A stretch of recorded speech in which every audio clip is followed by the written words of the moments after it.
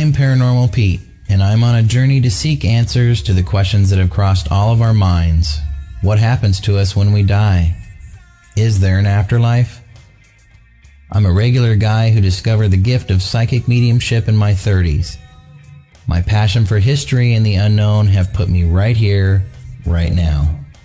My mantra for anything paranormal is, we don't know much and anything is possible. Join me as we find our way through the stories, evidence, and experiences of the paranormal and beyond in search of answers, even if that leads to more questions. Are you with me?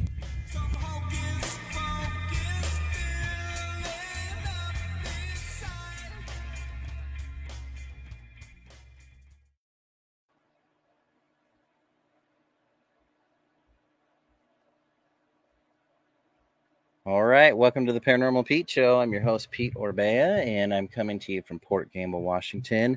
And we're on episode 66. Yahoo! We just keep climbing along and clawing our way out here. So episode 66 here, and we're on WLTKDB.com. Be sure you go to the website, check it out. We've got a new website format, new live audio player, as well as YouTube links, and you can find us on all the socials. Just look up WLTKDB on Facebook, YouTube, Twitter, wherever you like to watch this show from. And just be sure you go through the website. There's a lot of new stuff, a lot of new content, and it looks great. Big thanks to station owner Todd and Sherry for working on that and all the hard work they've done, making it look really cool and be really user friendly. So be sure you go check it out. And if you like this show, I will guarantee that you'll like the other shows as well. There's a lot of great content throughout the week, so be sure you go check out all the other shows. And I'm just excited to be here, right? As we all are, I'm sure. Couple of things coming up. We've got some great shows coming up through the month of June. So next week is going to be psychic medium Kelly Palmatier. And then the week after that, I've got Christina Bloom. She's also the host of Be the Change here on WLTK. She's a psychic medium as well. The week after that, I've got Henry San Miguel from the Paranormal Perception Show. And he's also the coordinator for the Orange County Paracon coming up in Anaheim, October 1st and 2nd. And again, I'm super excited and honored to be a speaker there and a panelist. And I'll have a table and we'll be doing readings there all weekend. So if you're going to go to the conference, get your tickets now and then stop by and say hi. But looking forward to have Henry back on the show. He's a great friend of the Paranormal Pete Show. And then I've got Randall Nickerson coming on, who has a film about the Ariel Project, the famous UFO sighting that took place in Africa at a school, where numerous witnesses took in the whole thing. So I'm excited to have him on at the end of June as we really get into summer. And I can't wait for that, because living in the Puget Sound, I'm done with the gray. I'm ready for some sunshine. But lots of fun stuff coming up. I've got a youth ghost walk coming up here in Port Gamble on June 18th. So that's Father's Day weekend. So dads, get your kids, come on out. We'll have some fun in the afternoon here in Port Gamble. And I've also got some ghost walk tours and special public paranormal investigations this summer as well. That'll go until midnight for the investigations. So really looking forward to those. You can see all the details and get tickets right at portgambleparanormal.com. Just go there and you'll see everything I've got going on there, but really excited for the events coming up. And then I've also got the Port Gamble Ghost Conference coming up in November. It's November 11th through 13th. And just really getting the ball rolling on that. So speaker apps, class applications, and vendor applications are at portgamble.com, and just go to the events tab. And as we book speakers, we'll be adding them to the website. So if you're interested in being a speaker or class instructor or a vendor, just go online and get the vendor app submitted, and we'll be going from there. But really looking forward. This is the 13th year for the Port Gamble Ghost Conference. So lucky number 13, and they're always a lot of fun. So I hope you can make it. And, really wherever you're at, wherever you live, wherever you're out of, if there's a chance you can go to a paranormal conference of some kind, and you're interested in the paranormal, I recommend going. It's a great place to meet other people, get different points of view, but also they're generally a good place to share experiences and not have judgment for everyone to call you crazy. So I recommend going to some of the conferences if you haven't yet. So I want to get into it here pretty quick here. We've got some very special guests. I'm very excited to have him on, and referred by show friend Jeff Davis, who we had on recently. And we've got DJ and Keith from the Alaskan Killer Bigfoot show on Discovery Plus. But guess what? It's moving to Travel Channel, and then going from there. So they're releasing the first season there on Travel Channel. And if you guys haven't watched the show, man, it hooked me. So I'll say that. It's really interesting. It makes you really think about things. And so I'm really excited to have these guys on. They take some time out to come on the show. And we had a little bit of technical difficulties, so we'll be able to hear Keith Seville, one of the guests. We won't really be able to see him, but I'd like to bring the guys on. We've got show friend and historian Jeff Davis. Welcome to the show, Jeff. And you got Keith along with you, right? Yes, I do. It's kind of funny how the whole technical end, but Keith and I are actually sharing video and audio chat, and I can just share the audio with you and the audience here. But yeah. Keith is smiling, so it's a good thing. Hey, Keith, how you doing? Good. Nice to meet you, Pete. Thank you for the opportunity. You too as well. And let's bring on DJ here. All right. Hey, DJ, we see you. How you doing? All right. Thanks for having us on.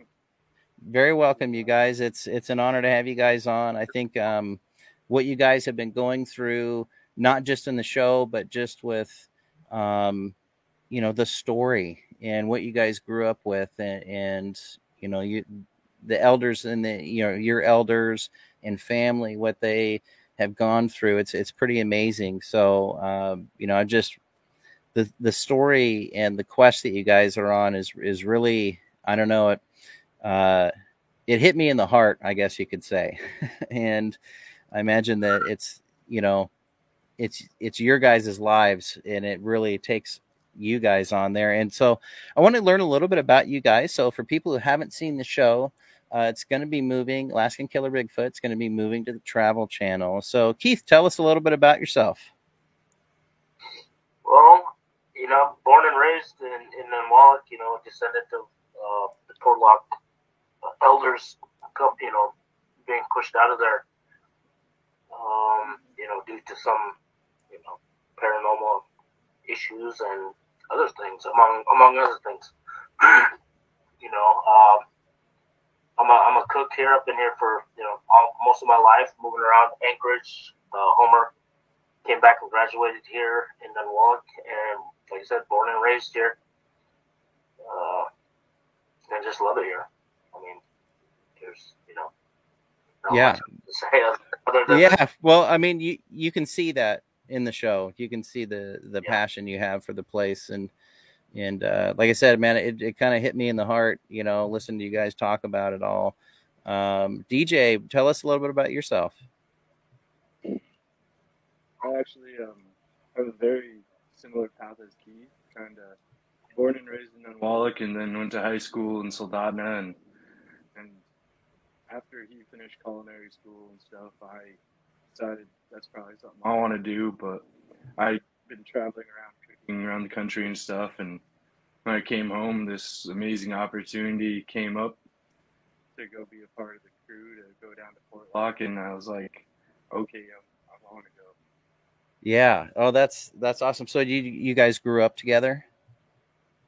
Yeah. Awesome. Yeah. Off and on. I mean, we're, he was in Soldotna, I was in Anchorage. I was moving around a lot with my mom. But yeah, I mean, we basically grew up together, brother-like, That's cool. That's really cool. Jeff, tell us a little bit about yourself, and kind of a little bit about your background. Sure. I was born in Vancouver, Washington, not Vancouver, Canada. Vancouver, Washington's the first one. and I come from a military family, and I spent kind of a part of my life I've spent in the military off and on, and the other part I started working as an archaeologist and historian, and somehow I fell into researching the spiritual and paranormal, and so I ended up getting a call and emails from the producer of the show, a man named Brian Niffel, who I had met because he's a producer for the Dead Files, or he was, and he had said to me, Jeff, you are not going to believe what happened in Portlock. And because it is so fantastic and so scary what happened to DJ's and Keith's ancestors. And he said, here, start these links and do your own research. And it really was. It's all historically verifiable and horrific what happened where their people were about the year 1950. Something or someone basically chased them off their traditional land. And people were going missing and later being discovered, as being dead. I mean, it is kind of terrifying to, I think, to kind of know what's out there, but not really know for sure, and to be chased off the lands. Keith, how so? And I try and pronounce this right, but how long does the story of Nuntinuk go back? How far back does that go? Oh, I mean, we hear our elders talking about it. It's kind of hard to. I think me and DJ can agree. It's kind of hard to get those stories out from the elders. I mean, they're there. We know they're there. It goes way back. I mean, like I said, my mom's mom, our grandma would talk about it, and before on. So it goes way back. I can't give you a specific date, but it goes way back. Yeah, it's interesting. Go ahead, DJ. I'm sorry. A lot of our stories and stuff that are passed down through generation. It's not like they wrote it down on a piece of paper with a date. It's all like oral tradition. Yeah. Our language and stuff like that. Different plants and animals that we can eat. Yeah. It's all passed I down. mean, like you said, it's not documented or anything like that. It's just this day, this one day it happened. Yeah. A lot of this stuff, the documentation, I didn't even know existed until Jeff got it for us. So it blew my mind. I was like, showing us newspaper clippings and stuff, and I was like, I didn't know all these stories were true. Like, oh my goodness, I thought, maybe they're just trying to scare us to keep us from going in the woods at certain times or whatever. Sure. But it was kind of mind blowing for me, like, because I went to high school in the city and I left the village, and it was like, oh my goodness, this really happened. Like, yeah, when you see the validation, investigations about this or anything before, like, yeah, we're gonna be the ones, okay? Yeah, well, that'd be crazy that you have these stories that you've heard growing up, and then you get actual historical backup on that. I can imagine that can be quite an experience. When I think of Sasquatch, Skookum, Nuntinuk, there seems to be a difference with what you guys have going on up in Portlock compared to, a lot of the other stories that come from the Pacific Northwest, like where I'm at in Washington, from the Olympic Peninsula. And that this being seems to, it really affects people. A lot of the stories you'll hear from down here, there is a bit of, people getting nauseous, delirious, not feeling well when one of these beings is around, but it's not to the extent to where we have we don't have a no man's land. Like we don't have a don't go into the trees, type of area. So what is it that you guys, Keith, I'll pose it to you first, and then DJ, you can follow up. What is it about that particular area and this particular being or beings that makes it different, that you think, that why does it affect people so much? What do you think sets it apart? The way I saw it and the way it kind of played out, I just think it's a protective being. It's protecting its area, or however you want to see it. I mean, and yeah, that's came off to me. Just a protective being, protecting its own, like humans. This is ours. We get protective. So yeah, that's how I see this whole thing. And you do kind of get that feeling that it's aggressively protecting its area. DJ, do you have anything to add to that? Yeah, I also agree with Keith about this entity or being a protector. Protecting the land, protecting the area, because when you're there, it's hard to explain. Like, you're pulling up, and it looks like a scene from Jurassic Park, because you got the mountains, the ocean, beautiful nature, amazing resources, and then back in the 20s, when they started fishing and like going on an industrial level, and with the sawmill, that's probably why something was like, hey, you guys are doing too much. Like, everyone's getting greedy. We've always been taught to take what you need, not just take what. You don't go and get greedy about it. Yeah. Because the land produces for you, the ocean produces for you, so you're going to try and go and get greedy with it, and something bad usually happens. Yeah, I agree. One of the questions I was going to ask is, why does it seem so angry and aggressive, towards people? And this might be a good question for Jeff with your studies in anthropology. Does this say something about the human race in general, when you've got something out there that is so protective of its land and the resources? Should that be a message to us that, Well, go ahead.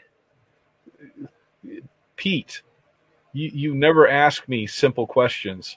How about some yes or no questions for a change, huh? So it is a really deep question, and not just in the Pacific Northwest, but up there in Alaska, I confess I have a tremendous admiration for DJ's and Keith's people, and especially in the ancestral times before guns and gunpowder. There are resources there, which is why we still have the fishing fleets up there and the crabbing fleets. The resources are there, but you have to be there at the right time, in the right numbers, to get them while they're available. Mm-hmm. And this leads to stress when you have too many people show up, or two different groups all for the same resources. Right. And so is Nantinak any different than that, than a human? And the question is how closely related to Nantinak, to humans, is it? Yeah. And so yes, I guess is the short answer. See, it was a yes or no question. No, it wasn't. So, is that a phone call? Yeah, sorry. Hold on, gentlemen. Hey, no worries. Hey, we're going to take a quick station break. Great conversation. We're going to come back with some of the guys from Alaskan Killer Bigfoot, DJ and Keith, and we've got historian Jeff Davis, who works on the show as well with us. We're on the Paranormal Pete Show. I'm your host, Pete Orbay, and we'll be right back here on WLTKDB.com. Hang on, we'll be right back.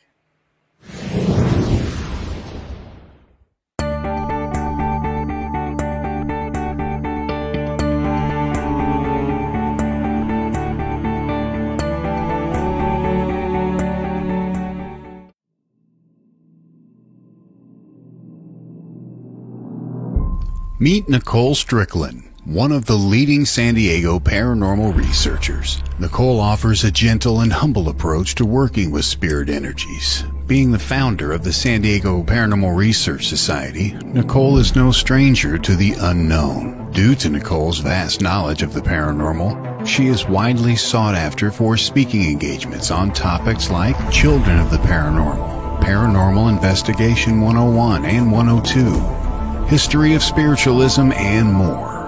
Not only does Nicole research the afterlife, but also writes about it, and is the author of several books pertaining to the paranormal and its history.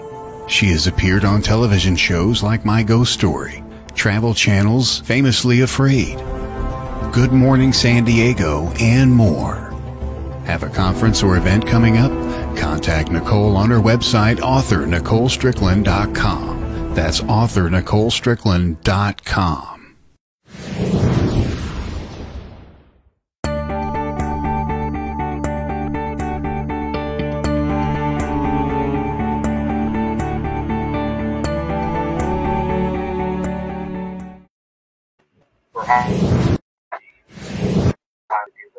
Sorry, I'm hitting the wrong buttons. I told you it would happen, guys.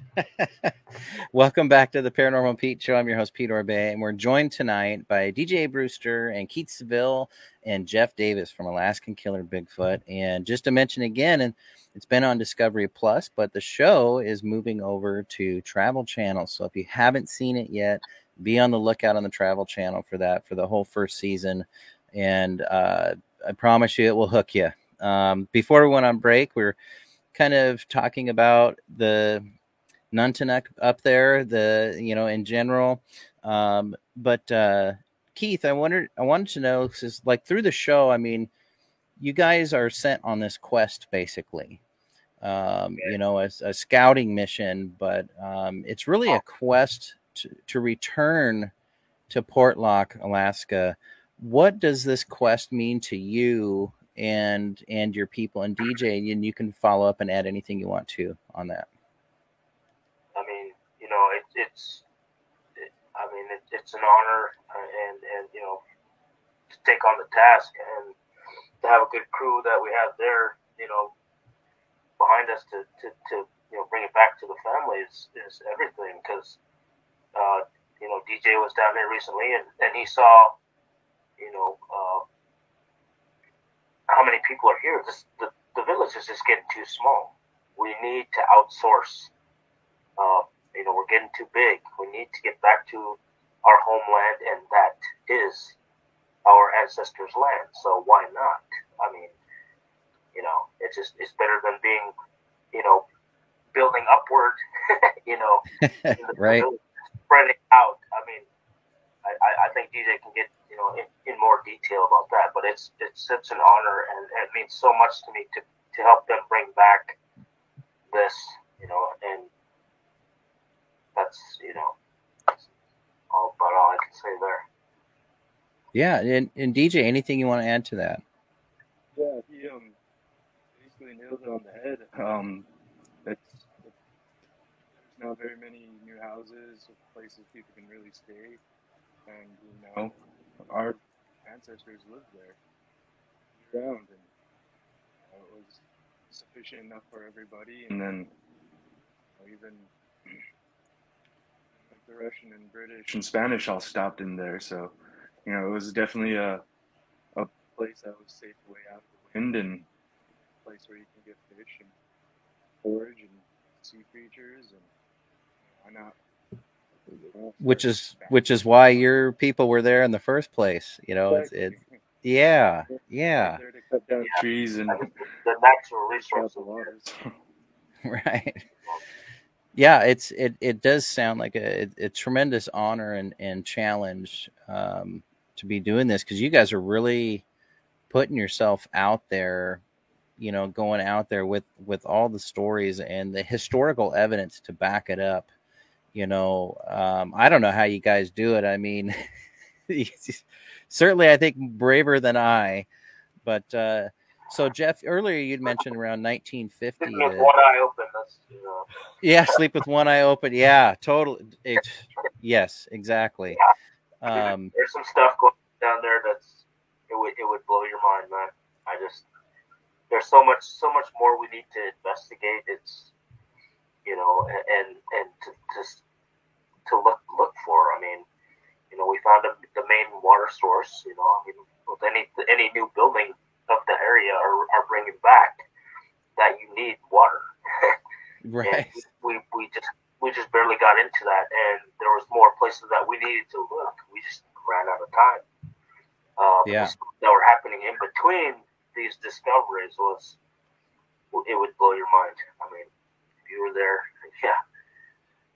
totally, yeah. Well, and you know, I think they did a good job on the show of showing how you guys are feeling and what you're thinking through the whole time there. It's pretty incredible. And so for people who haven't seen the show, Jeff, you mentioned around 1950 it was that they were everyone, you know, was evacuated out of there. Give us a little bit of the history that you researched. You know, people were going missing. There was hunters, miners, just about anybody could be at risk of going missing. Give us a little info on that.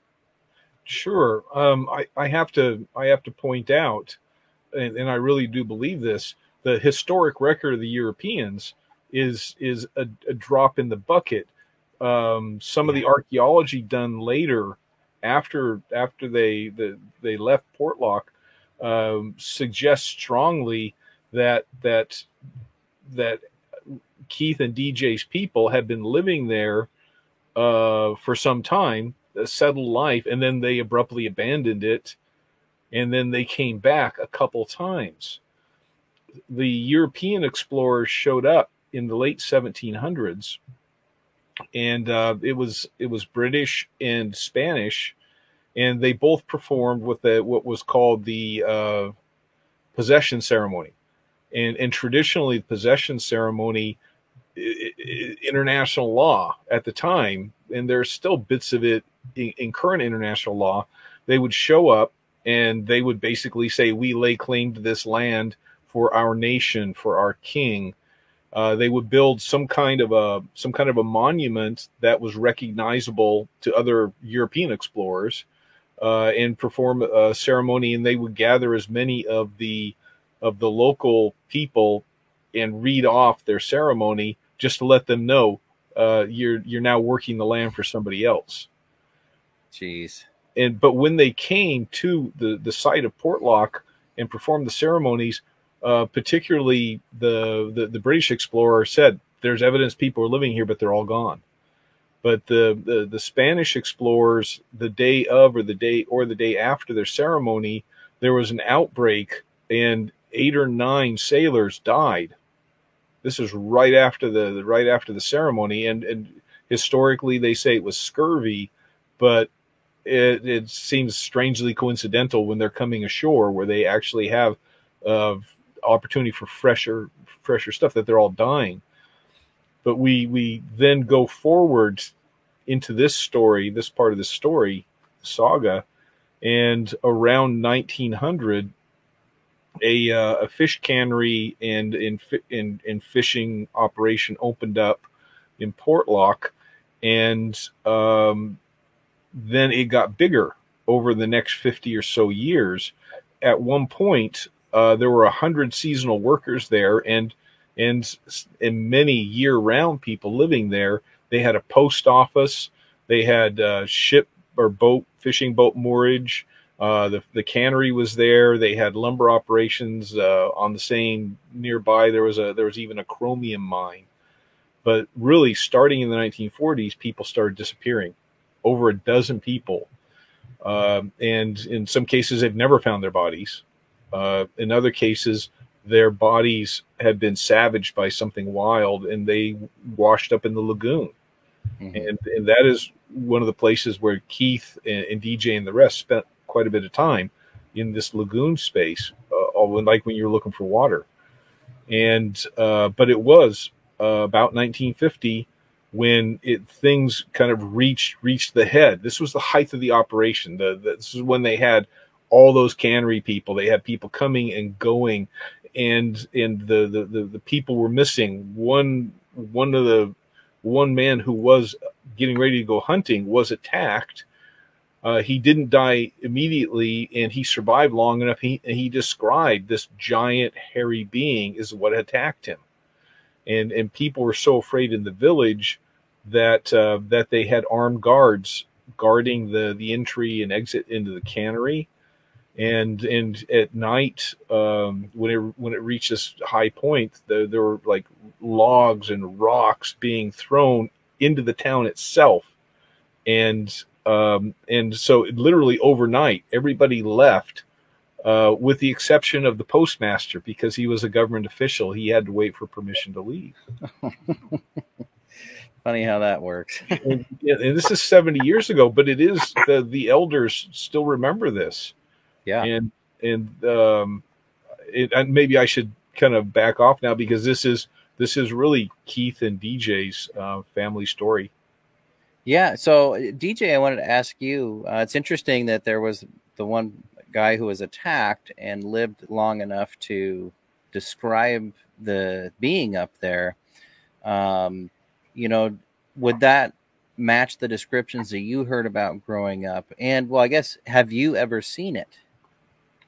I personally have never had an encounter, like visual encounter, but there was one time where I was camping out on our cabin, and it was about 3 or 4 in the morning. I just happened to wake up, and then this loud, almost sounded like a tree fell on the cabin, but there's no trees around. And it just started loud banging on the side wall, and it's about 5 or 6 miles out of town. Got to take a 4-wheeler and it's on the side of the road. So yeah, hard for somebody to just go up there. Come up to mess with me at 4 in the morning. So I jumped on a 4-wheeler and took off and didn't look back, because I was like, I have a feeling. Yeah, no kidding. No. I was like, I have a machete, and that's not going to do anything for me. Somehow I think a rifle probably wouldn't do much for you anyways either. So, Keith, have you had any visual encounters or just more audible or sensory encounters? Well, I would say more sensory. I used to go fishing a lot up the lakes. DJ knows where all the good spots, hot spots are. Anyway, I was up there as a younger man with my grandma, and Uncle Ben used to go all the time, and she sent me down. It was getting late. It was getting dark. She sent me down to get the skiff and bring it up, because the tide was coming in, and so I went down and rode the skiff up to the spot that I was going to pick them up at, right below the Humpy Creek there, across from the cabin. Anyway, I can hear them yelling and screaming, start the outboard, and they got in the skiff. They left everything. They ran, jumped in the skiff. I was backing out, and something was following us in the tree line, out the first hole. DJ knows what I'm talking about. But something was following us up in the tree line, like hooting and hollering. I mean, just real deep, and you could just see it in Uncle Ben's and Grandma's face. They were just pale as a ghost, leaving everything, fish, gear, everything. We just backed out, came home, and that was it. I mean, the hairs were standing on the back of my head. I couldn't explain what was happening. And we, there was a story. I think DJ can remember this story. We had one of our uncles. I guess he had an encounter with him. Had his rifle, lifted it up to take a shot at it, but couldn't take the shot. Okay. I don't know what was going through his head. I'm sure DJ's heard the story. I forget which uncle it was, but he said he had him in the crosshairs and just didn't take the shot. I don't know what was, like I said. I'd love to figure who it was. I mean, I can't place which uncle it was, but it was one of the elder uncles that had passed on.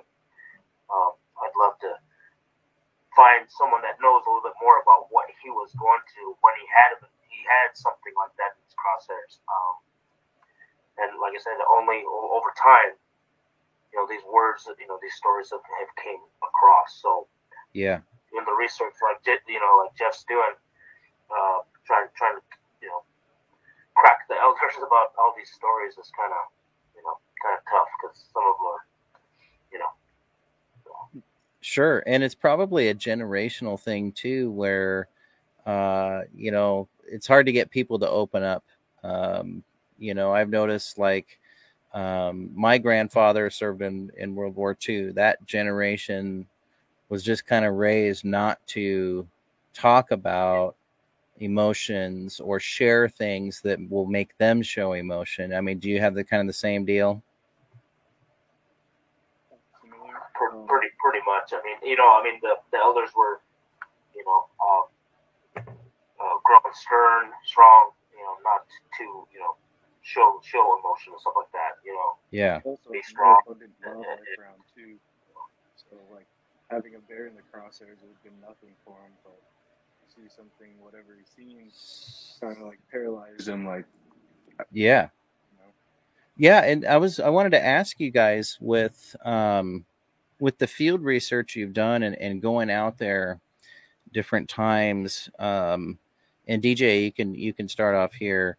Have you, because it sounds like the story with the uncle, and he's got whatever this is in his crosshairs, but couldn't take the shot, that it affects you mentally, and a lot of the stories and stuff and interviews within the show. We're talking about people getting delirious, or you just don't feel well. Do you think that something like infrasound is at play, where maybe this thing is emitting some sort of growl or something like a tiger that we can't hear, but it affects you? Do you think it could be something like that, or do you think it's something that's maybe even more on the metaphysical side, more of a, it's kind of for lack of a better term that I can think of right now, that it's got some sort of magic to it, that some sort of element that does affect us, but isn't infrasound? What do you think? Is it infrasound, or you think it's something more than that? I didn't even know what infrasound was until last year, but hearing about it and stuff, I can see how people can talk about or believe it, because they talk about like a tiger as a predator, and it's like a sound. But also, like, our grandmother told us, like, the smell of Mentina was so strong that it'd make you pass out if you got too close. There's a story about one of the elders was walking, and if he didn't find a flower or something to smell, he wouldn't have been able to get away. Jeez. Wow. What about the whistle too? So down here, there are a lot of reports of, whoops and yells and things like that, but there are some reports of whistling too, or, Bigfoot mimicking sounds of birds to blend in or anything. But I think up there, it's got a little bit different context. Talk a little bit about, and Keith, if you would talk a little bit about, the aspect of this whole thing. When you hear the whistle, what do you do? It was more of a warning, that either is near or you're in the wrong area. Sure. Like I said, and a lot of the elders too believed that he was a shapeshifter. Can shift into any other shape that he wanted to. Okay. Thing. I mean, we've heard some weird stuff down in Prologue. I mean, just stuff you cannot explain how and where it came from. I mean, tree knocking.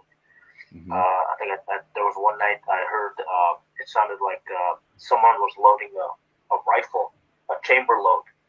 And we were all standing back up against the eerie tree. I heard it 3 times, like someone was chambering around a big caliber rifle. The sound how it makes when you engage a shell. Yeah. Times. And I was like, Kyle was right next to us, me, DJ. He had his back up against us, and his rifle was on his hip. On his shoulder. So there was no way. And no one else had a firearm other than him. Just freaked me out.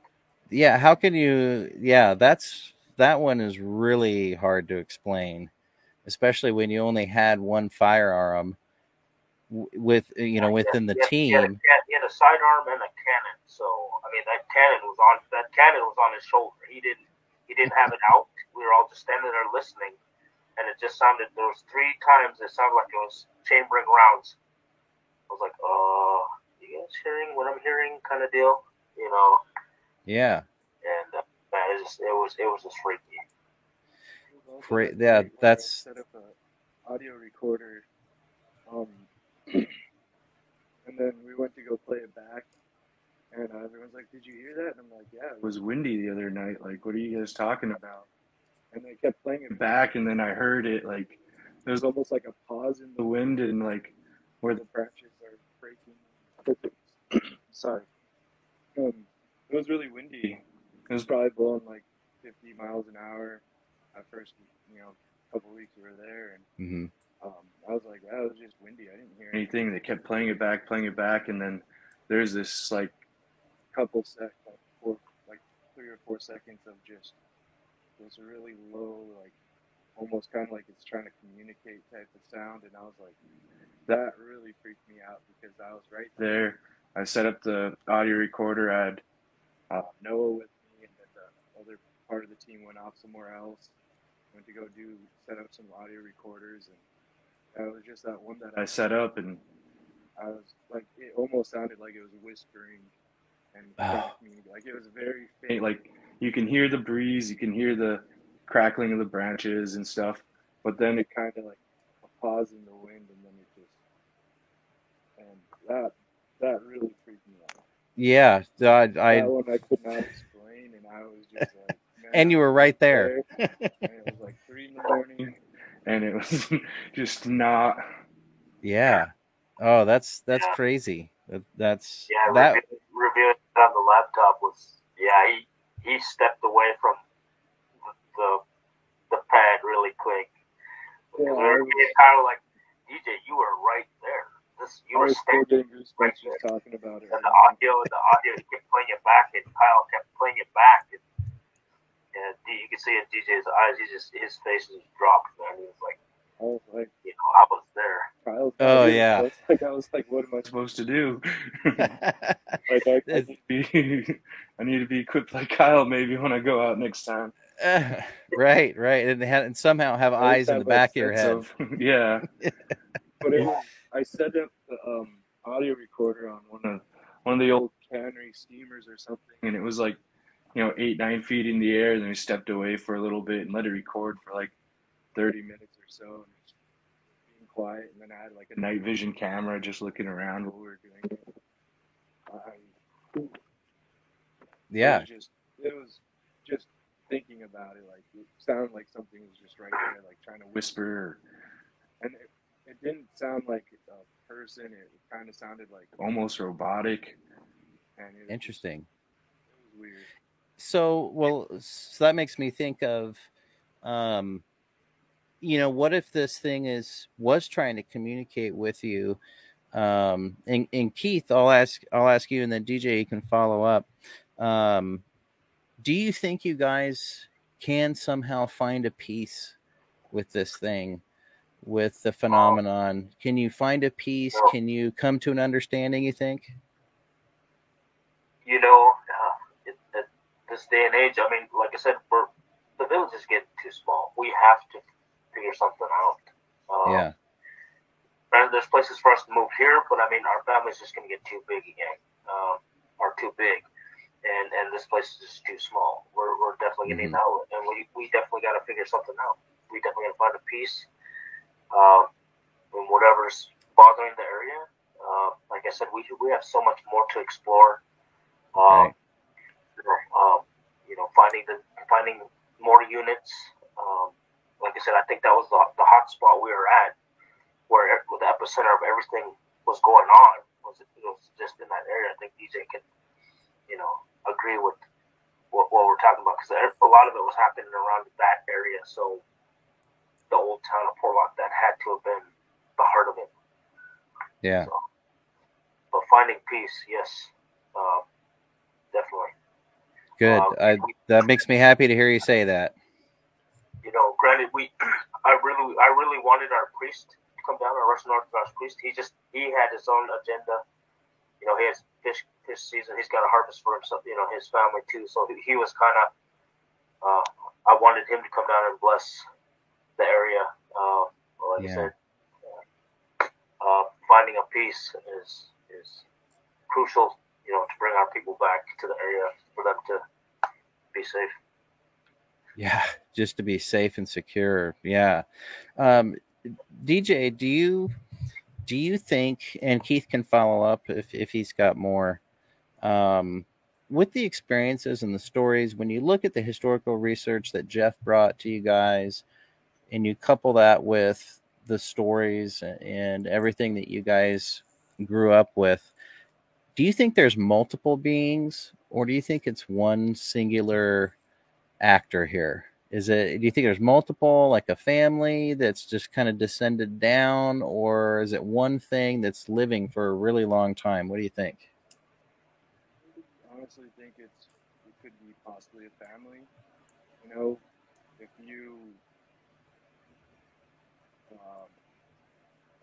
if when someone went out to go hunting, maybe they took a shot at like a young juvenile one, so maybe that's why Nantino got aggressive and something, because, you know, there was peace before, and, you know, after everyone left, it seemed pretty settled down again over there, it seems like. But, you know, it could be, you know, that's probably why.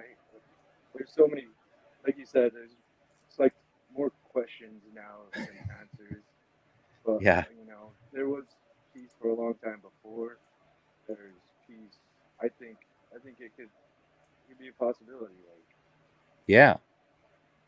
I think that with the way you guys are, you know, the reason you're doing this, your intent, I think, you know, could cross species lines of understanding, you know, what you guys are doing. And I certainly hope that some sort of communication can happen or something, you know. I wanted to run this. Oh, Jeff. Yes, sir. Yeah. Pete, and this is an observation, but it's also a question that I don't even know if it's answerable. But thinking about all the behavior that the team encountered with the noises and the rocks throwing and the walking around, the pounding on the walls. Nantinak is not just an animal, but to kind of use it as an example, there are various animals that, like you were talking about the tiger. There are predators, and there are not so predatory critters out there. That the question I guess I'm getting to is what you all encountered. Is this offensive? Is this aggressive for its own sake? Or is this possibly defensive to keep you away? You know, is this the noises, the infrasound? Is it generating that because it's afraid of you guys and is just trying to keep you at a distance?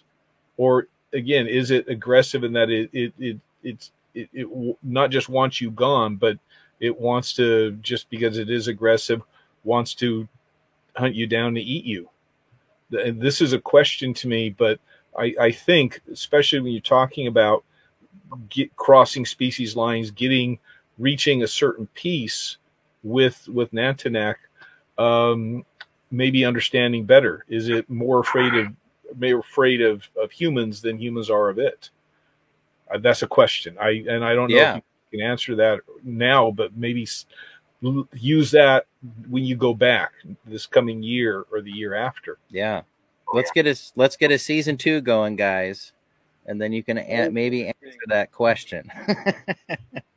Right? Like when we went down, we just kind of went there and set up camp and just kind of check things out. Now that we've gone down there, and, you know, it's like, well, now I know other kinds of stuff I take, because we just took like kind of bare minimum, like what we would need to, you know, set up camp for like 40 days. So yeah. You know, and then having all these different podcasts and and stuff like that. And, and I started watching shows and stuff after, and it's like, well, now we can be better equipped next time. Yeah. We barely even scratch the surface too. Totally. And anything worth pursuing is always, at least I've found, anything worth pursuing should always leave more questions than answers, right?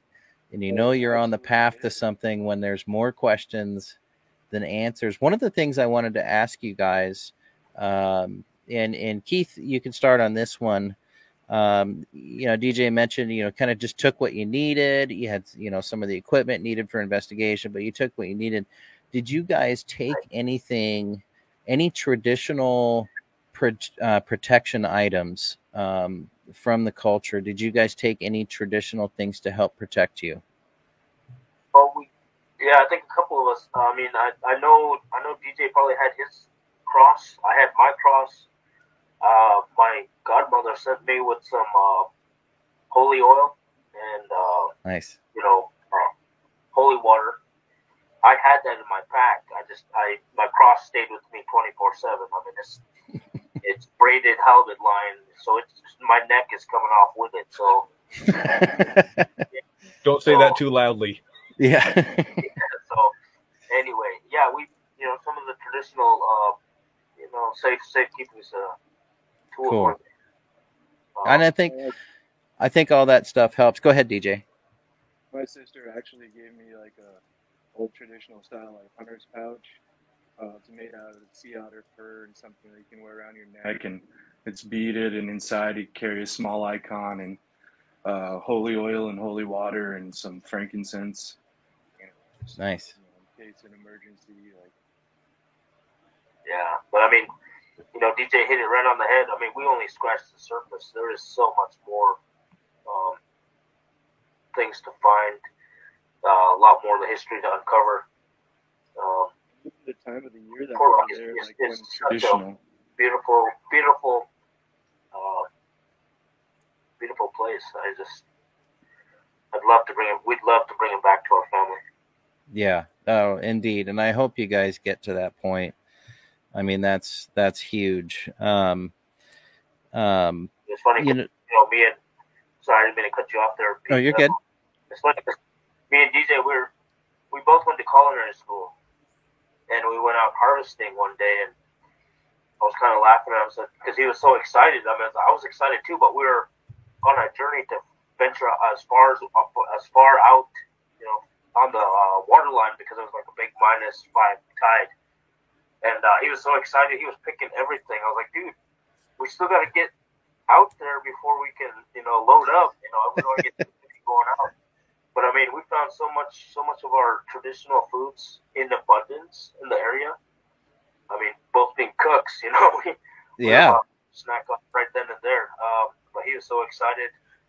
He picked the whole bag of, gumbo chitons, bararkis, for the trip back. I think we had he grabbed 6 mussels that were big, about as big as butterfly. I mean, yeah.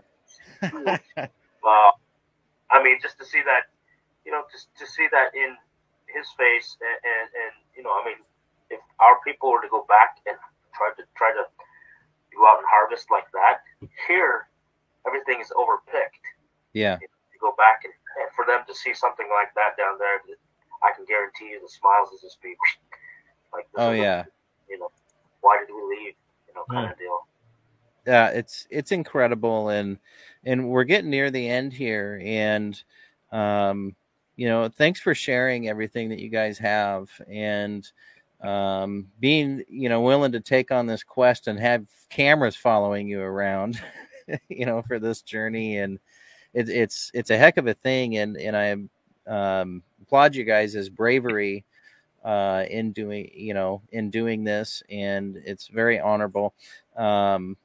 What is it, so the show's moving to Travel Channel, which I think is going to really open up the audience for you guys. What's one thing that you would want to tell the audience about this show and what you guys are doing? What's the one thing that's like your ultimate goal?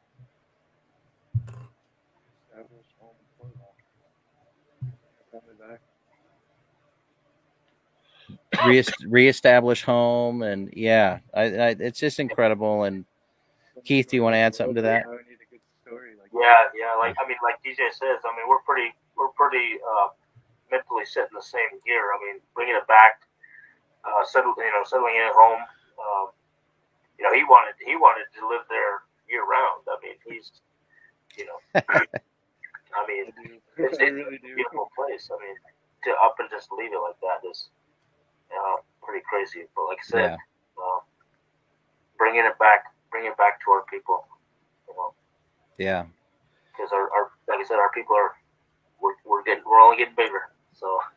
Right. Yeah. And you guys got to do something. You got to find a solution. And again, I wish you guys the best on this journey, and I hope to see more of it, and follow along with you guys. And I'd love to have you back sometime again, to just kind of check in and see how things are going. Any new discoveries that you guys have made. So I'd love to have you guys back at some point, but I am wishing you the best and all the protection that you can get, to be safe while you're going through this. And Jeff, keep throwing out those historical validations and historical research, because that's such important piece to everything. And we're getting out of time. I told you guys this was going to fly by. We could probably do 2 hours, but we're just doing an hour. But I really appreciate you guys coming on, and so everyone be on the lookout for the Alaskan Killer Bigfoot show. And it's going from Discovery Plus over to the Travel Channel.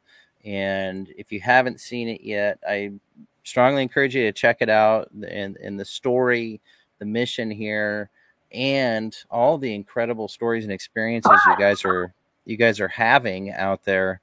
So please go check it out. And again, join me next week here on the show. I've got some great guests coming up. And as always, people submit questions if you have questions. And I always leave every show with a toast.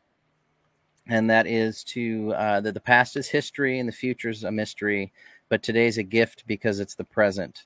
And just it's a friendly reminder each week to take some time to be present, be with the people you're with, be there in the moment, take stock in what you got, hug the people you're with, hug everyone else, maybe virtually a little bit longer.